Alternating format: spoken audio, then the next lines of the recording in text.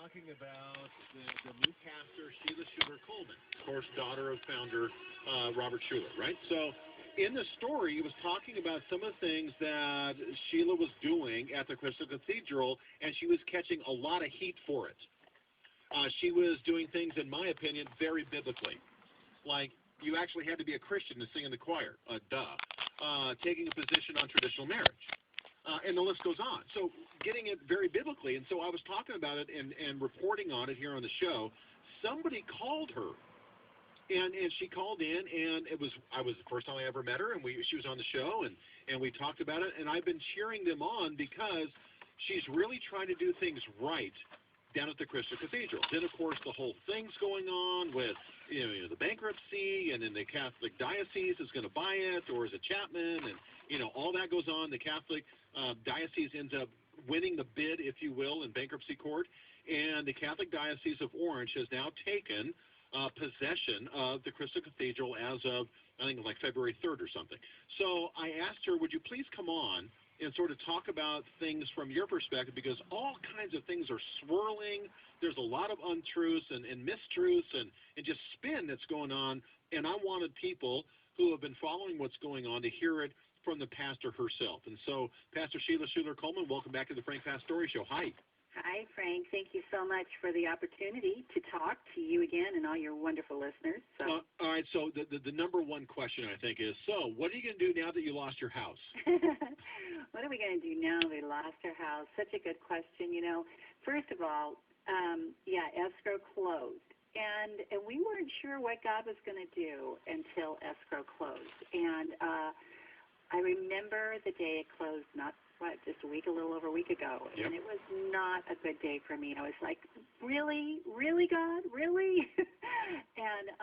But I found myself facing my congregation that Sunday, and I heard myself reading from John 14. And in John 14, Jesus said that I have a house for you. I go to prepare a house for you. Mm. And in that house, there are many, many rooms. And I said, you know what? I have really good news for all of you today. Escrow closed. Because escrow closed on our eternal home when Jesus Christ paid for us in full by dying on the cross. Right. Our eternal home, that escrow has closed, Frank, and we will never, ever, ever lose that house.